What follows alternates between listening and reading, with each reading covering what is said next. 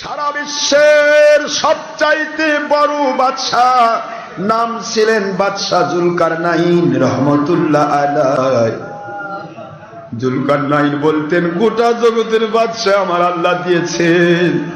আমি যখন মারা যাব, ও আমার মুরিদেরা, মুতাকিদেরা, আমার ভক্তরা, আমি জুলকারনাইনের দুই হাত কাফনের কাপড়ের সাইড দিয়ে বের করে রাখবে। বলা হলো, হুজুর এত বড় বাদশা, এত বড় খলিফা, গোটা জগতের বাদশা আপনাকে দিয়েছেন আল্লাহ। উত্তর থেকে দক্ষিণ, পূর্ব থেকে পশ্চিম, গোটা এরিয়ার বাদশা হয়েও এমন কথা কেন বলেন?